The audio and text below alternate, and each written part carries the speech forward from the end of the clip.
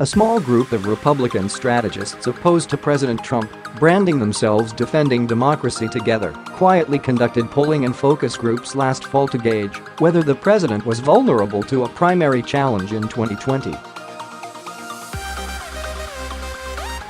Assembling a presentation for sympathetic political donors, they listed points of weakness for Mr.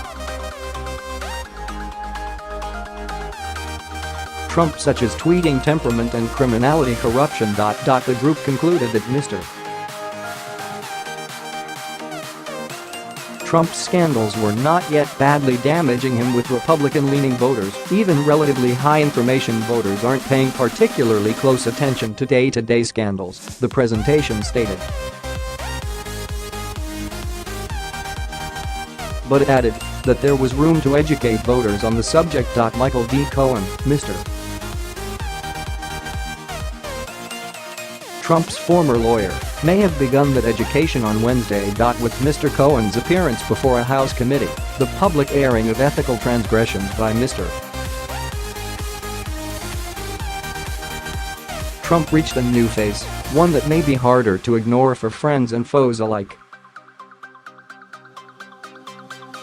The spectacle of Mr. Trump's one-time enforcer denouncing him in televised proceedings, detailing a catalog of allegations of cruelty and crimes, signaled the pressure the president's already strained coalition could feel in the coming months as Congress scrutinizes him and as the special counsel Robert S.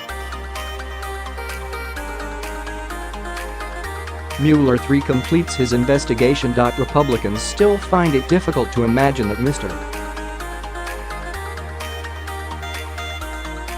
Trump's electoral base would ever desert him, though they acknowledge that bond may soon be tested as never before. Mr. Trump's core supporters, numbering about 2 in 5 American voters, polls suggest, have stayed with him through revelations of financial and sexual impropriety, painful electoral setbacks, and the longest government shutdown in history.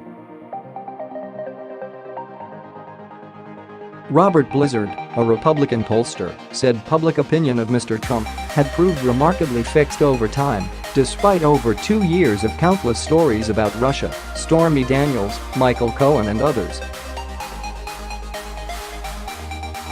He dismissed the possibility that Mr. Cohen would shift opinion on either the left or the right. The president's base is rock solid, and his opposition is equally rock solid, Mr. Blizzard said. Ralph Reed, a longtime evangelical leader, said Mr. Trump's record of delivering on conservative priorities had effectively cemented his own party in place, fostering particular loyalty among Christian conservatives with 2 Supreme Court appointments and efforts to restrict abortion rights.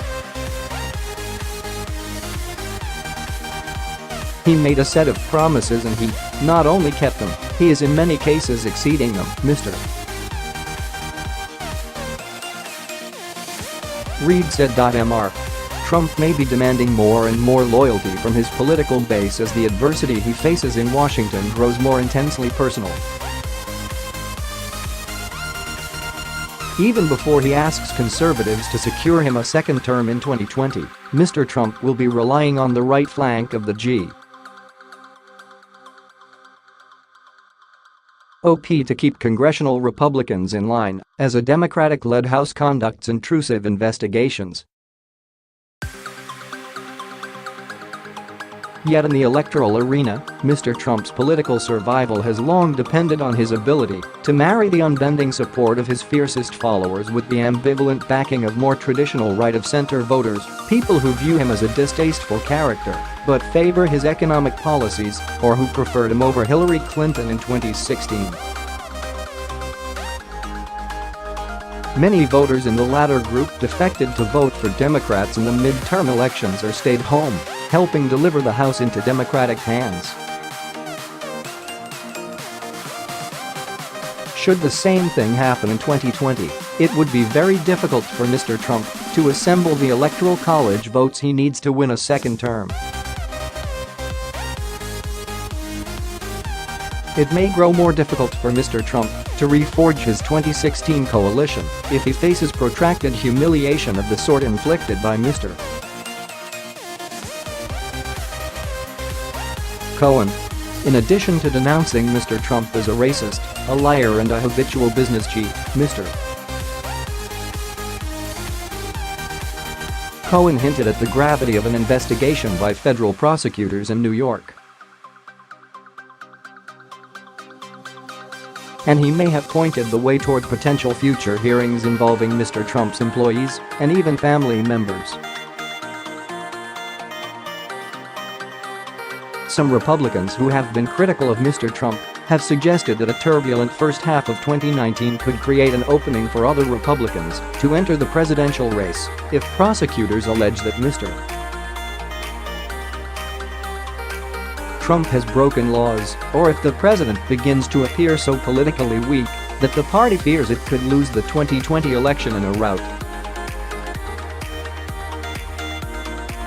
Governor Larry Hogan of Maryland, a moderate Republican who is weighing a primary challenge to Mr.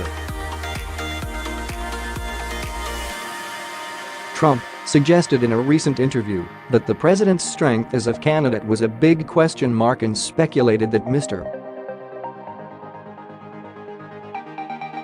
Trump might ultimately choose not to seek another term. He's pretty strong in a Republican primary at this time, Mr. Hogan said, adding vaguely, "I don't know what's going to happen over the next several months." Mr. Hogan suggested that Mr. Trump's command of the Republican base could be attributed mainly to conservatives' revulsion with the Democratic Party more than their thoroughgoing affection for Mr. Trump. He's the president and Republicans are saying, well, we support the Republican president and we don't like some of these far-left Democratic alternatives, Mr. Hogan said. For most Americans who view Mr. Trump with distaste or worse, Mr. Cohen's testimony most likely served to confirm their darkest views of the president. A majority of the country has viewed Mr. Trump from the start as a person of low character and limited aptitude for leadership traits. Mr. Cohen highlighted at exhaustive length. So far, Democrats have largely acted as if Mr. Trump's personal defects are so well known that they require scant elaboration. That was the strategy most Democratic candidates adopted in the key midterm elections, trusting Mr. Trump's unpopularity to weigh down Republicans, but focusing chiefly on issues like healthcare. Several of the leading 2020 candidates have made references to the president's tribulations, but mainly in the form of passing applause lines. Senator Kamala Harris of California alludes to Mr. Trump's scandals and her background as a district attorney by urging Democrats to nominate someone who can prosecute the case against Mr. Trump. On a recent trip to Iowa, Senator Elizabeth Warren of Massachusetts joked that Mr.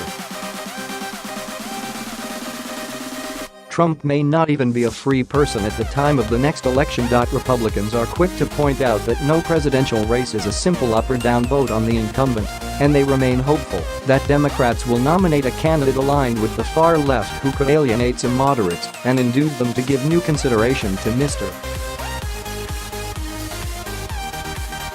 Trump. Henry Barber, an influential member of the Republican National Committee from Mississippi, said he did not believe events like Mr. Cohen's testimony would affect his support within the GOP, noting that Republicans did not think Mr. Trump was a Boy Scout when they voted for him in 2016. Ultimately, this is going to be a choice between Donald Trump and somebody who sounds like they think the U.S. should be a socialist country, Mr. Barber said. But party strategists like Mr. Barber acknowledged the president's misconduct has made him vulnerable to defeat, at least if Democrats put forward a broadly appealing candidate. If Democrats nominated a moderate from the heartland of the country, then it would be a much tougher race, Mr. Barber said. Only challenge for Mr. Trump, however, is that he will have no easy foil until Democrats settle on their presidential nominee sometime next year.